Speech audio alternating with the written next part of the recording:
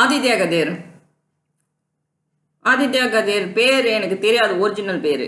அவனோட அந்த இந்த லவ் டுடேல குள்ளமா தம்மா ஓல்லே பாஸ்கர் புள்ளிச்சப்பரா ஓல்லே பாஸ்கர் அவனை தான் தெரியும் எனக்கு. அவன் தான் இதுக்கெல்லாம் காரணம். Organised orphanage criminal network. இந்த பையனுக்கு கீழே வேலை செய்கிற அத்தனையுமே வந்து சின்ன பசங்க. எப்படி சொல்கிறதுனா, அனாதை பசங்கள்லாம் வந்து பிடிக்காதரா குடும்பத்தில் பிறந்தவங்களுக்கு, அவங்களெலாம் வந்து நம்ம ஓட விடணும் அப்படின்னு சொல்லி ரெக்ரூட் பண்ண வேண்டியது.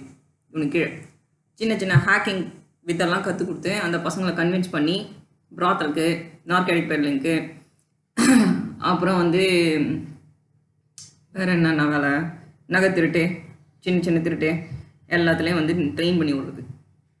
இதுக்கான இன்ஃபர்மேஷன் மொத்தம் வந்து புள்ளிச்சப்பரா ஓல்லே பாஸ்கர் கொடுப்பான். இவன் வந்து ஒரு அனாதை. கோயம்புத்தூரில் ஏதோ ஒரு ஹிந்து ஆசிரம். இந்த பையன் என்னென்னா, அதாவது அனாதை ஆசிரமத்தில் கிட்டத்தட்ட ஒரு 200-300 குழந்தைங்க படிச்சிருக்கோம், என்ன இருந்திருக்கும். அந்த 200-300 குழந்தைங்களில் தான் மட்டும் தனக்கு மட்டும் தனியாக ஸ்பெஷலாக தெரியணுங்கிறதுக்காக எக்ஸ்ட்ரா ஃபுட்டுக்காகவும் பிஸ்கெட் சாக்லேட்டுக்காகவும் தனியாக ஒளிவு மறைவாக வேலை பார்த்த ஒரு ஆள். மற்ற குழந்தைங்களும் இருந்தாங்கல்ல, எல்லா குழந்தைங்களும் இந்த மாதிரி ஆகலையே. திட்டு குழந்தைங்களாக தான் இருக்கும் கடைசி வரைக்கும். தேவடியா குழந்தைங்களாக தான் இருக்கும். மற்ற குழந்தைங்களும் நல்லா படித்து 12ஆம் கிளாஸ் வரைக்கும் கவர்மெண்ட் ஸ்கூலில் ஃப்ரீ எஜுகேஷன் இருக்கா இல்லையா? நான் கூட தமிழ் மீடியம் தான். 10 பைசா செலவு பண்ணது கிடையாது படிப்புக்குன்னு. மெரிட் தான் காலேஜ்லையும். காசு இருக்குதுங்கிறதுக்காக வாரி அடிச்சு ஆக்ஸ்ஃபோர்ட்லையும் கேம்பிரிட்ஜ்லையும் படிக்க வேண்டிய அவசியம் எங்களுக்கு இல்லை. Government school. எங்கள் அப்பா கவர்மெண்ட் வாத்தியார், எங்கள் தாத்தா மிலிட்டரி. என் தாத்தன் he served in some place. ஏன் கவர்மெண்ட் ஸ்கூலில் படிக்கிறதுன்னா அவ்வளோக்கு எவ்வளோ ஒழுங்காக படிக்க முடியாதா? ஃப்ரீயாக தானே கொடுக்குறானுங்க. பொட்டை குழந்தைங்களுக்கு இத்தனைக்கும் எக்ஸ்ட்ரா ஏதோ சலுகைலாம் இருக்காமே. இப்போது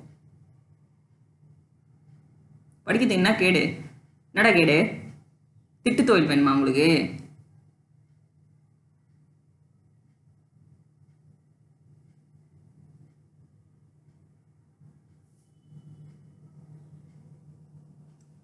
இந்த சாக்கு போக்கு சொல்லின்னு கிரிமினல் நெட்வொர்க்ல எங்களுக்கெல்லாம் ஆள் கிடையாது, சோறு போடுறதுக்கு இது கிடையாது, நாங்கள் சூத்து வழியாக சாப்பிட்டோம் அது வழியாக சாப்பிட்டோம்னு சொல்லி திரியுறீங்க. அனாதை நெட்வொர்க். படிக்கிறதுக்கு என்னடா கேடு உங்களுக்கு? என் வீட்டில் உட்காந்து எங்கள் அம்மாலாம் சொல்லிக் கொடுக்கல எனக்கு. எங்கள் அம்மா நல்லா படித்தவங்க தான், சொல்லிக் கொடுக்க மாட்டாங்க.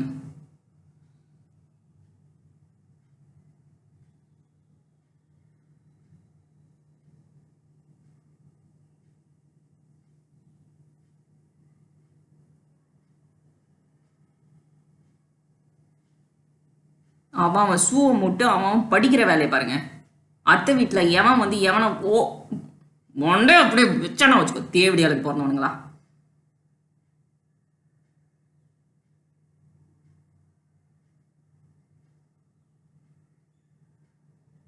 ஃபாரினில் படிச்சுட்டு வந்தேன் நான், கஷ்டப்பட்டு படித்தேன்.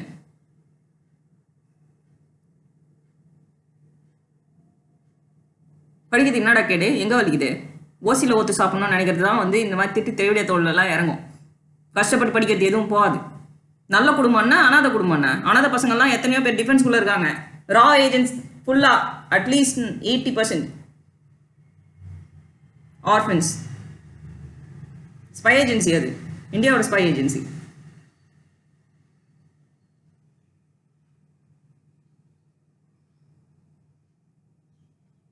எல்லா அனாதை குழந்தைங்களுமே திட்டு குழந்தைங்களா?